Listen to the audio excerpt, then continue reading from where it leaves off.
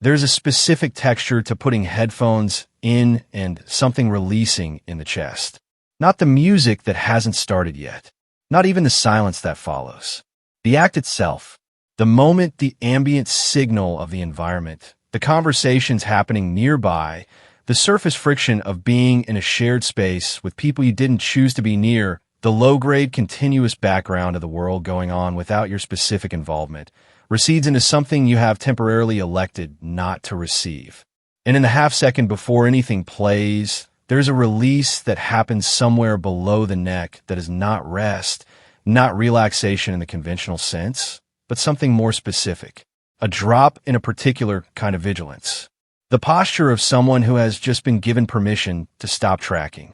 If you were somewhere in the Zilenium window, born roughly between the early 90s and the late 90s, old enough to carry a pre-smartphone reference point, but young enough to have navigated adolescence and early adulthood with a precision-curated digital environment already in your hands. That release probably has a texture you recognize with unusual clarity. Not just from headphones, from a way you route certain social situations to minimize unpredictable contact. The algorithm that surfaces what you already know you'll find engaging. The reply later pattern that keeps open interactions safely suspended in the pending state rather than resolved. The group chat you are present in but rarely initiate. A whole architecture of habits that produce the same half-second drop in the chest. The world, briefly, at a volume you selected. The question that rarely gets asked precisely enough about those behaviors is not whether they are healthy or unhealthy. It is why the release feels the way it does. And what happens to a system that comes to require that release with increasing frequency. Here's what the behavioral science identifies when it looks at this pattern precisely. Avoidance conditioning is one of the most robustly replicated phenomena in behavioral psychology, documented across species, consistently produced in laboratory conditions, and observed in every clinical population studied. The mechanism is a behavior that reliably produces relief from an aversive internal state gets reinforced by that relief, increasing the probability of the same behavior in future states resembling the original. This is not a character defect or a weakness or even a disorder in its early stages. It is how learning works. The specific problem that avoidance conditioning produces over time is not in any individual instance, but in the trajectory. The behavior that produces relief also prevents the organism from discovering whether the situation being avoided is actually as costly as the nervous system predicted. Each successful avoidance confirms the implicit threat assessment. Each confirmation lowers the threshold required for the next. Over months and years of consistent reinforcement, what began as a targeted response to specific high-cost situations broadens into a general operating preference. And the world outside the controlled environment begins to feel genuinely and not irrationally louder and more demanding than it actually is. Not because the world changed, because the perceptual baseline calibrated downward toward the quieter version, and everything relative to that baseline is now registering differently. Michel Dugas and colleagues at Concordia University have spent more than 2 decades studying intolerance of uncertainty. The degree to which a nervous system registers ambiguous, unresolved, or unpredictable situations as specifically aversive. And one of their most consistent findings is that higher intolerance of uncertainty predicts stronger and more generalized engagement in avoidance behaviors across multiple life domains. The people who find the unresolved and the ambiguous most aversive are the people whose avoidance gets reinforced most powerfully across more contexts, across more types of social and environmental situations.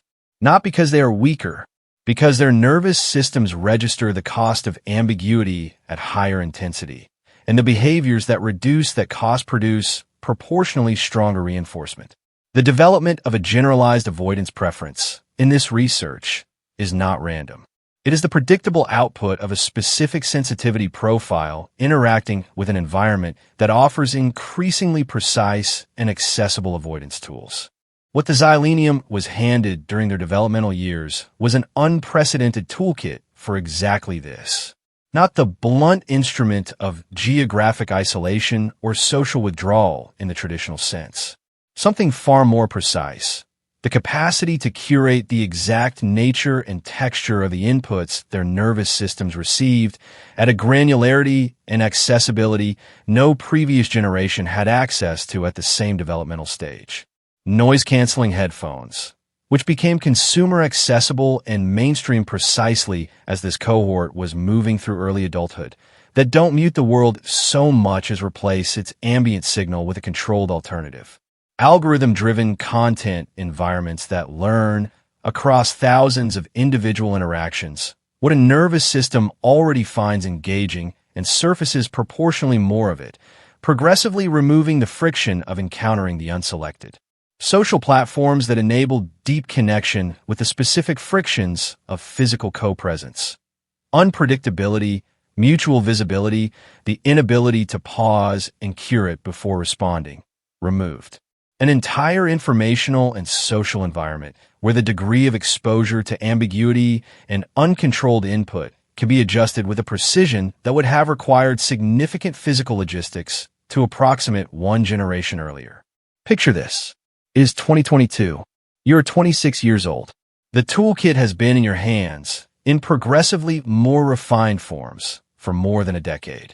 The release in the chest, when the headphones go, and has been available at essentially any moment when the environment produced more than you wanted to receive.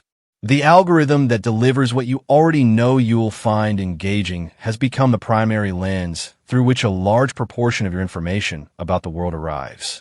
The people in your immediate environment are accessible at exactly the depth and frequency you select, and that selection has calibrated, gradually, toward the level that produces the least ambiguity and the most predictable response. The shutting out has become so available, so automatically reached for, so consistently effective that it no longer fully registers as a behavior. It has taken on the texture of a preference, a personality feature, simply the kind of person you are, someone who finds the world better at a lower volume. Which is true, and which is also a system reporting on what the conditioning has produced. And here is the mechanism that makes this specifically problematic over time.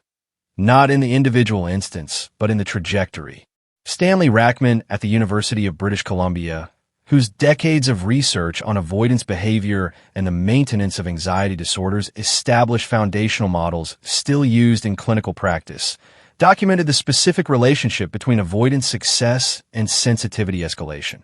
The more reliably avoidance reduces the aversive internal state in the short term, the more sensitized the nervous system becomes to the cues that precede the aversive state, because those cues now reliably predict something unpleasant before the avoidance becomes available to intercept it. The result is a specific and well-documented trajectory. The situations that originally triggered the avoidance response were high-cost ones. Over time, as the avoidance proves consistently effective, lower-cost situations begin to trigger the same response. The threshold at which the shutout impulse fires gradually decreases.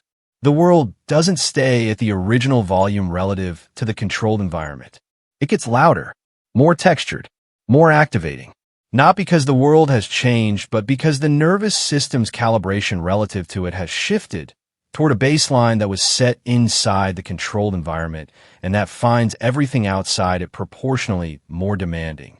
The headphones become more necessary, not less, over time. The curated feed becomes harder to leave. The in-person situations that register as manageable narrow. And the paradox runs silently underneath the entire pattern. The tool that provides the most precise and immediate relief from the cost of the world is the same tool that makes the world progressively more costly over time. What this generation is carrying is not a character tendency toward introversion. Introversion is a stable preference for lower stimulation social environments that doesn't follow this escalating trajectory under normal conditions. What the research is documenting in this cohort is the behavioral output of avoidance conditioning applied across a long developmental window using tools of unusual precision and accessibility, producing a pattern that has run long enough and been reinforced thoroughly enough that it has taken on the texture of temperament.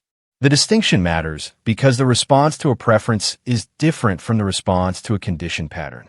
You don't redesign a preference. You interrupt a condition pattern by providing accumulated evidence that the prediction the pattern is based on is, in current conditions, less accurate than the system currently calculates. Here is what I want to say directly to you. If that release in the chest when the headphones go in is familiar, if the curated algorithm, the managed contact, the preference for environments you selected feels less like a choice and more like the only way the ambient signal is survivable, hear this as precisely as it's meant. The pattern is not evidence of who you fundamentally are. It is the predictable output of a nervous system that found, across many repetitions across a long developmental window, that specific behaviors consistently produced relief from a specific aversive state, and that has been reinforced by tools designed with unusual precision to make those behaviors as effective as possible. The pattern made sense when it was built. The conditioning had good reasons at every stage. The question that becomes available when you can see it clearly is not whether you should stop seeking relief from overwhelm, because you should not and you could not without cost. The question is whether the relief available outside the controlled environment is as low as the conditioned system currently predicts. Because that prediction is running on data collected during a specific developmental window in a specific environment under specific conditions. And the data that would actually update it, accumulated evidence that uncontrolled, ambiguous, unscripted situations cost less than the system currently quotes for them, is exactly the data that consistent avoidance has been preventing from arriving. The world at a curated volume is not a wrong preference to have, but the world that keeps getting louder, even inside the headphones, is not a wrong perception either. It is the system accurately reporting the trajectory of what the conditioning has produced, and knowing what produced it. Not a flaw, not a sensitivity you were born with, but a learned pattern that built on real conditions and was reinforced by tools that were not designed with your long-term calibration in mind, is what makes the pattern something other than just who you are. If this named something you have been living from the inside, say it in the comments. Not for me, because having a precise word for the mechanism is usually what makes it feel like something that can be worked with rather than something that is simply true about you. And if you know someone for whom the world seems to require progressively more management to navigate it all, send this. Sometimes the name is the thing. Like this if it reached somewhere real. I'll see you in the next one.